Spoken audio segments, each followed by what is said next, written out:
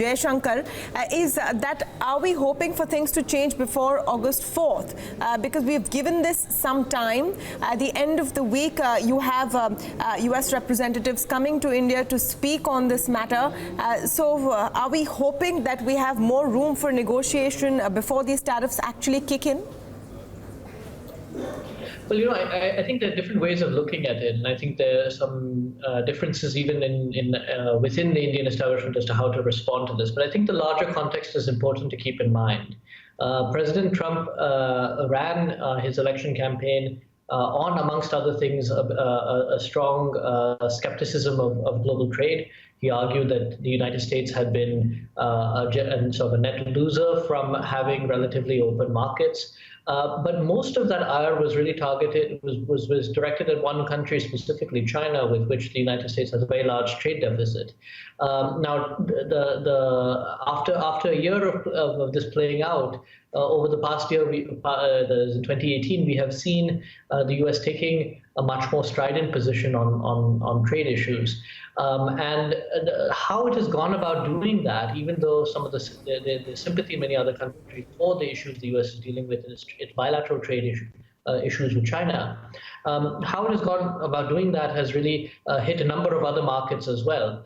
So not just China, but obviously the European Union, Canada, and India included. Now, India does enjoy a trade surplus with the United States, and the U.S. knows when it's doing this that it has a lot of cards because it is a relatively open market. But the way it's gone about doing this has hit multiple targets at the same time, and India is in some ways collateral damage and is feeling that.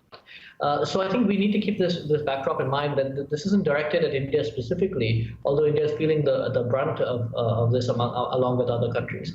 Now, the Indian response now will have to be seen whether this makes any difference at all to Trump's overall trade position, or whether certain carve-outs can be made for India. But in that sense, the ball, as Ambassador Dasgupta correctly pointed out, the ball really is in the US's court on this issue now. That's an interesting way to put it, and in plain speak, it's not that Trump has a problem with just India. He has a problem with everyone, and we're part of that package. Taking that logic forward, Mr. Jaishankar, in that case, the Trump administration cannot really grant any concessions to India. Because in the Trump world, the policy is that the U.S. has been dealt with unfairly, and all of this must change. He's gone on to say that the United States has been like a piggy bank and people have just been taking. With that hard a position, there's very little room for negotiation, isn't there?